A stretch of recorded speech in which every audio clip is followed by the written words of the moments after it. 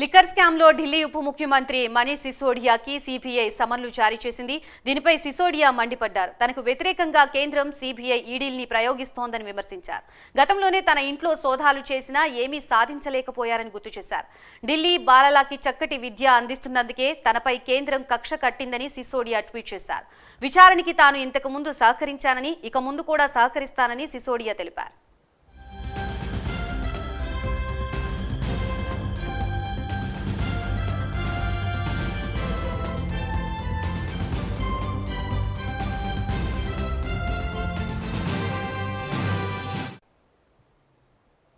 Liquor scam లో ఢిల్లీ ఉప ముఖ్యమంత్రి మనీష్ సిసోడియాకి సిబిఐ సమన్లు జారీ చేసింది. ఇక ఇదే అంశానికి సంబంధించి మరింత సమాచారాన్ని మా ప్రతినిధి శివ అందిస్తారు. శివ,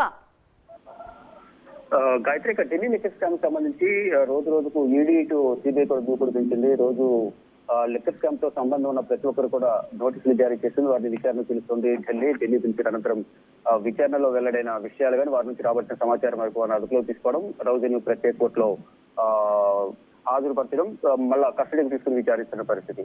ఇక ప్రధానంగా ఇప్పుడు చూసుకుంటే కనుక ఢిల్లీ లిక్కర్ స్కామ్ సంబంధించి గతంలోనే ఢిల్లీ మాజీ డిప్యూటీ సీఎం, ప్రస్తుత డిప్యూటీ సీఎం ఆమ్ ఆద్మీ పార్టీకి సంబంధించి ఉప ముఖ్యమంత్రి మనీష్ సిసోడియాను గతంలో కూడా పలుమార్లు విచారణ పిలిచారు. సిబిఐ కానీ ఇటు ఈడీ అధికారులు కానీ పిలిచారు, విచారించిన పరిస్థితి. ఆయన ఇంట్లో కానీ సన్నిహితుల ఇళ్లలో సోదాలు నిర్వహించారు. ఆయన అధికారిక నివాసమైన ఇళ్లలో కానీ ఇటు సెక్రటరియట్ లోని తన ఆఫీస్ లో కూడా పలుమార్లు సోదాలు నిర్వహించారు. పలు కీలక డాక్యుమెంట్లు కూడా స్వాధీనం చేస్తున్నారు. మళ్ళా ఈ రోజు సిబిఐ అధికారులు నోటీసులు జారీ చేయడంపై మనీష్ సిసోడియా ఆగ్రహం వ్యక్తం చేశారు. గతంలోనే నా ఇళ్లలో స్వాదాలు చేశారు, ఏమీ సాధించలేకపోయారు, కానీ మళ్ళా నాకు నోటీసులు జారీ చేయడాన్ని ఏ విధంగా చూడాలి, ఇది కక్షాదింపు రాజకీయాలకు పాల్పడుతుంది బీజేపీ ప్రభుత్వం అంటూ కూడా ఆయన అనేక మార్లు ఆరోపణలు చేశారు. ఇప్పుడు కూడా సిబిఐ నోటీసులు జారీ చేయడంపై మళ్ళొకసారి ఆరోపణలు ఆగ్రహం వ్యక్తం చేసిన పరిస్థితి.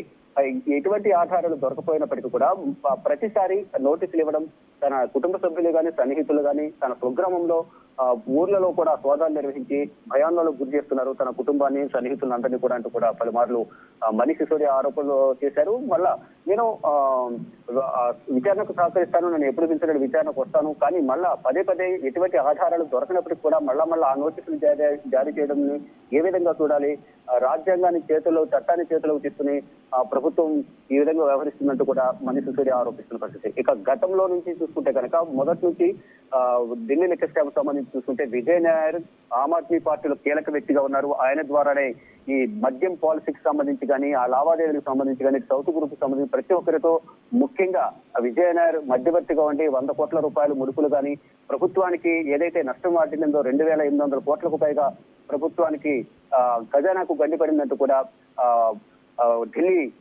గవర్నర్ సక్సేనా ఇచ్చిన ఫిర్యాదు మేరకు ఈ ఢిల్లీ లిక్కర్ పాలసీకి సంబంధించి దొంకంతా కదిలింది. దాని తర్వాత 1 by 1 విజయ్ నాయర్ తర్వాత సమీర్ మహేంద్ర తర్వాత దినేష్ అరోరా, 1 by 1 సౌత్ సంబంధించి అభిషేక్ గోవిందపల్లి, శరత్ చంద్ర రెడ్డి, వినయ్ బాబు.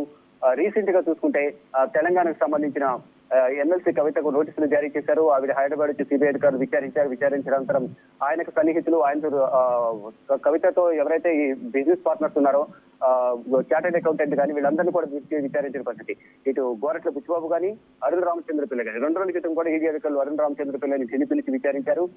తర్వాత మళ్ళీ పిలిచే అవకాశం ఉంది, ఆయన కూడా అదుపులో తీసుకుంటారని కూడా సమాచారం అందుతుంది. ఇక మొత్తంగా చూసుకుంటే కనుక ఢిల్లీ లిక్కర్ స్కామ్ అనేది 1 by 1 ఎవరైతే లింకులు ఉన్నాయి, ఎవరెవరితో దీనిలో ఇన్వెస్ట్మెంట్ పెట్టించారు, అంటే డైరెక్ట్ గా వీళ్ళు ఇన్వాల్వ్ కాకపోయినా వారి సన్నిహితుల ద్వారా ఢిల్లీ లిక్కర్ స్కామ్ లో ఇన్వెస్ట్మెంట్ పెట్టించారు కాబట్టి ముందు సన్నిహితులను అదుపులో తీసుకుంటున్నారు. వారు ఇచ్చిన సమాచారం మేరకు ఎవరైతే వారి హెడ్స్ ఉన్నారో, బిజినెస్ పార్ట్నర్స్ ఉన్నారో వాళ్ళందరినీ కూడా ఈడీ అధికారులు కానీ సిబిఐ అధికారులను ఎప్పటికప్పుడు విచారిస్తున్నారు.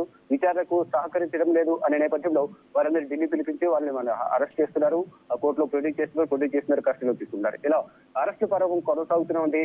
ఇటు ఢిల్లీ లిక్కర్ స్కామ్ సంబంధించి మనీ లాండరింగ్ కేసులు ఈడీ కానీ సిబిఐ కానీ పలుమార్లు ఛార్జ్ షీట్ దాఖలు చేసి ఈ ఛార్జ్ షీట్ లలో తెలంగాణ ముఖ్యమంత్రి కేసీఆర్ కుమార్తె కవిత పేరు, కల్వట్ల కవిత, ఢిల్లీ సీఎం అరవింద్ కేజ్రీవాల్ పేరు కూడా రీసెంట్ గా రిలీజ్ చేసిన రిమైండ్ రిపోర్ట్ లో కానీ సప్లిమెంటరీ ఛార్జ్ షీట్ లో కానీ ఈడీ అధికారులు తెలియజేశారు.